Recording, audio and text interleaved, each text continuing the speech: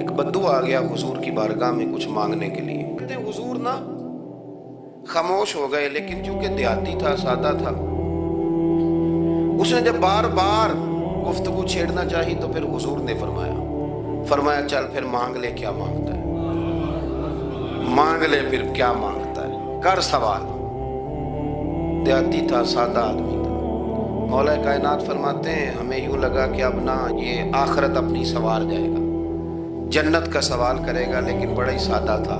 مانگنے پہ بھی آیا تو کیا مانگا؟ کہنے لگا یا رسول اللہ صلی اللہ علیہ وسلم میں نے سفر کرنا ہے، مجھے ایک اونٹنی عطا کر دیتے. تو نبی پاک صلی اللہ تعالی علیہ وسلم سے کہنے لگا ایک اونٹ دے دیں آنے جانے کے لیے.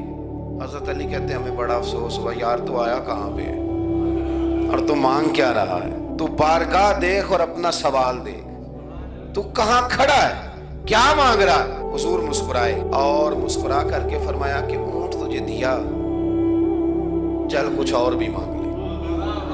حضرت علی کہتے ہیں ہم نے کہا اب جنت مانگے گا یہ حضور سے. تو بڑا ہی بھولا تھا، کہنے لگا جی اگر آپ کچھ اور بھی دینا چاہتے ہیں تو اونٹ پہ ڈالنے کے لیے کجاوا بھی دے دیں.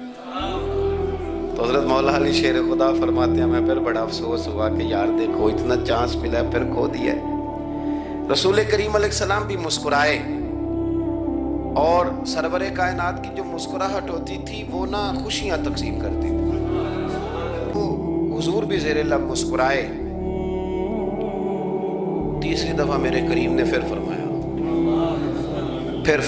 فرمایا چل مانگ لے کچھ، تجھے ایک چانس اور دیتے ہیں. پر مولا کائنات فرماتے ہیں بڑا ہی بولا تھا، تیسرا چانس ملا، گویا گولڈن چانس ملا، لیکن پھر بھی وہیں کا وہیں رہ گیا. کہنے لگا ٹھیک ہے اگر آپ کچھ اور بھی دینا چاہتے ہیں تو میرا سفر لمبا آنے جانے کا خرچہ بھی دے دیں. اللہ اکبر. وہ کہتے ہیں کہ علاقے میں قحط پڑ گیا تھا، گندم کا ایک دانہ لوگوں کو میسر نہیں تھا، بارش نہیں ہوئی، سالوں بیت گئے، لوگ بڑے پریشان تھے، بڑی آزمائش میں تھے، ہر بندہ تکلیف میں تھا. بازار میں لوگ آتے تھے تو سہمے سے، ڈرے سے، پریشان سے. قحط ہے، آزمائش ہے، مجبوری ہے، جانور بھوکوں مر رہے ہیں. اللہ تبارک و تعالیٰ کی طرف سے لوگوں پر ایک آزمائش ہے، لوگ صبر کر رہے ہیں. کہتے ہیں کہ غلام بازار آیا تھیلا لے کے کچھ خریدنے آیا، بھی تو اٹکیلیاں کرتا، اور چیزیں خریدی تو ہنستے ہوئے، اور جانے لگا تو مسکراتے ہوئے.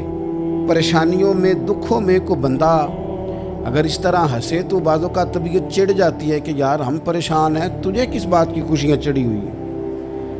کہتے ہیں لوگوں نے بازو تھام کے غصے سے کہا تو اتنا خوش کیوں ہے جب سارا شہر پریشان ہے، سارا ملک آزمائش میں ہے، تو اتنا کیوں ہنس رہا ہے؟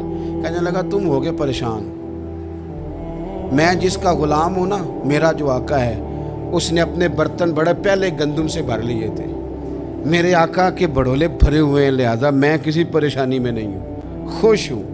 داتا علی حجویری رحمت اللہ علیہ کمال کر گئے، سید حجویر مخدوم امم. داتا صاحب فرماتے ہیں اگر تیرا اور میرا رب کے خزانوں پر اتنا بھی یقین ہو جائے نا جتنا اس غلام کا اپنے آقا کے خزانے پہ ہے، تو پھر ہم ہر وقت رو کے نہ دکھائیں، پھر ہر وقت ہم غربتوں کے رونے نہ روئیں، پھر ہر وقت ہم یہ مایوسیوں کی کہانیاں نہ سنائیں. لوگ اگر کہیں کہ بڑے دکھ ہیں، بڑی آزمائش ہے، بڑی پریشانی ہے، دنیا بڑی تکلیف میں، بیماریاں آ گئیں، آفتیں آ گئیں، تو بندہ مومن ہنس کے کہتا ہے تم پریشان ہوگے، ہم تو جس رب کے ماننے والے ہیں اس کے خزانے بھرے ہوئے ہیں، اور ہمارا رب عطا کرتا ہے تو پھر اپنے کرم سے اس طرح عطا کرتا ہے کہ وَيَرْزُقْهُ مِنْ حَيْثُ لَا يَحْتَسِبُ. وہ کہتے ہیں میں اتنا دوں گا اور وہاں سے دوں گا کہ تجھے خبر بھی نہیں ہوگی، میں تجھے وہاں سے دوں گا کہ تو نے کبھی سوچا بھی نہیں ہوگا.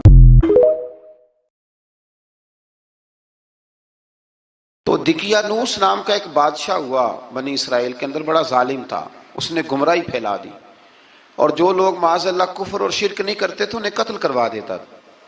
تو 7-8 نوجوان اپنا ایمان بچا کے بھاگے، تو جا کے ایک غار کے اندر چلے گئے، تو ایک کتا بھی ان کے ساتھ ہو گیا.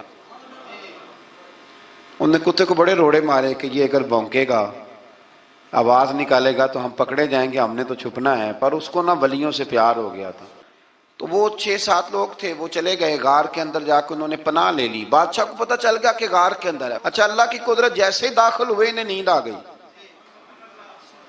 یہ سو گئے. اور قرآن مجید کہتا ہے، قرآن مجید کے یہ لفظ ہیں کہ کتا غار کے منہ پر بازو پھیلا کے بیٹھ گیا، گویا اپنے مالکوں کی خدمت کر رہا ہے. ان کو نیند آ گئی. بادشاہ نے پتہ کرایا، کہاں بھاگ کے گئے؟ تو کہا وہ غار کے اندر ہیں. بادشاہ کہنے لگا کہ ان کی سزا یہ ہے کہ ایک دیوار چن دو غار کے منہ میں، غار کوئی بند کر دو. جس بندے کی ڈیوٹی لگائی نا غار چننے کی، بندہ بڑا نیک تھا، اس کو دیوار بنانے کا ذمہ دیا. اس نے نا دیوار بھی بنائی اور ایک تختی پہ نا سب کے نام لکھے، اور وہ تختی ایک صندوق میں رکھ کے وہاں بند کر دی. اور اسی طرح کی ایک تختی اس کے نیچے لکھا کہ ایک تختی ان کے ناموں کی نا میں مال خزانہ میں بھی بند کر رہا ہوں. اللہ تبارک و تعالیٰ کی قدرت کے بعد مفسرین نے لکھا ہے وہ 100 سال تک سوئے رہے، اور بعض نے لکھا ہے کہ 300 سال تک سوئے رہے. 300 سال کے بعد اس طرح ہوا کہ حکومتیں بدل گئیں. بیدروس نام کا ایک بادشاہ آ گیا، وہ بڑا نیک دل تھا. اس نے ہر طرف حضرت عیسیٰ علیہ السلام کی شریعت کا پھر سے نعرہ بلند کیا. اب نا کچھ لوگ ایسے تھے جو منکر ہو گئے تھے کہ مرنے کے بعد دوبارہ کیسے اٹھیں گے. بادشاہ ایک دن حجرے میں گیا، جا کے دعا مانگی، یا اللہ کوئی ایسی بات دکھا جس سے لوگوں کا ایمان پکا ہو جائے. اس طرح کے بھی بادشاہ ہوا کرتے تھے. تو رب کریم نے کہا میں نے تو پہلے یہ راز چھپا کے رکھا ہوا ہے، کھول دیتے ہیں. اس نے دعا مانگی، اور ادھر کیا معاملہ ہوا، ایک چرواہا بکریاں چرانے والا وہاں سے گزرا.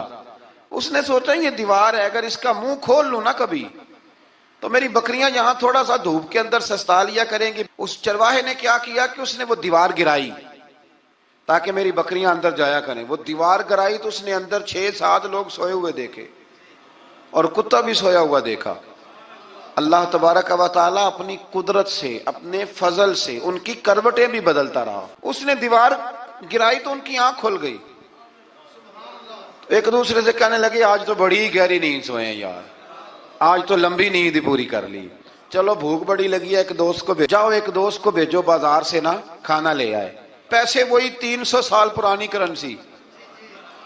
وہ جب نان بھائی کی دکان پہ گیا نا سامان لینے، اس کو پیسے دیے تو نان بھائی نے ہاتھ پکڑ لیا، کہنے لگا میاں تو کدھر سے آیا، یہ کون سے پیسے؟ اس نے کہا پیسے کاہے کہ میں بھی سوچ رہا ہوں کہ حالات بدلے ہیں، سارے حضرت عیسیٰ کا کلمہ پڑھ رہے ہیں، ماحول اور ہے. اس نے کہا تیرے ہاتھ کوئی خزانہ لگ گیا ہے. یہ تو ہم نام سنتے تھے کہ یہاں کوئی دقیانوس نام کا بادشاہ رہا ہے، کوئی خزانہ، بتا کہاں سے لیے. شور ہوا، حاکم شہر تک خبر پہنچی، بادشاہ تک پہنچی. اس نے بتایا کہ بھئی ہم تو دقیانوس کے ڈر سے بھاگے ہیں، کل بھاگے ہیں یا آج سویرے، اتنا زیادہ ہمیں پتہ نہیں، کل یا آج سویرے بس نا. اتنا سا ہمیں یاد ہے کہ ہم گئے تھے. بہرحال لوگ جمع ہو گئے، اکٹھے ہو گئے، غار تک پہنچے. اب جو غار کے اندر تھے وہ پتا کہتے کہتے لگتا ہے ہمارا دوست پکڑا گیا ہے. اب پکڑا گیا ہے تو اب بندے جمع ہو گئے. وہ اندر ڈر رہے تھے، تسبیح کر رہے تھے، اللہ کو یاد کر رہے تھے. ادھر یہ پہنچ گیا جب ان لوگوں نے یہ جیتا جاگتا رب کے فضل کا نمونہ دیکھا. اور بادشاہ نے کہا کہ یہ کیا ہے. صندوق کھولا تو اس کے اندر وہ تختی لکھی تھی کہ یہ ان کے نام ہے، یہ دقیانوس سے ڈر کے بھاگے ہوئے ہیں، یہاں یہ سو رہے ہیں. اور اسی کی ایک تختی میں نے فلان جگہ بھی دفن کیا، وہ تختی بھی وہاں سے نکل آئی. اب سب لوگوں کی آنکھوں میں آنسو آئے اور سب کہنے لگے لا الہ الا اللہ، لا الہ الا اللہ، لا الہ الا اللہ. سب کہنے لگے ان اللہ علی کل شیء قدیر. جب ان کی بات پوری ہو گئی، لوگوں کے ایمان پختہ ہو گئے، تو اصحاب کہف کہنے لگے کہ ہمیں اب اجازت ہے، ہم پھر دوبارہ غار میں جاتے ہیں. وہ غار میں گئے تو رب نے پھر انہیں موت عطا فرمائی، نیند عطا فرمائی، تحفہ دیا. بادشاہ نے پھر اس کے آگے دیوار بنائی اور وہاں بادشاہ نے ایک مسجد تعمیر کرا دی، لوگ زیارت کرنے جاتے. یہ اصحاب کہف کا ذکر ہے.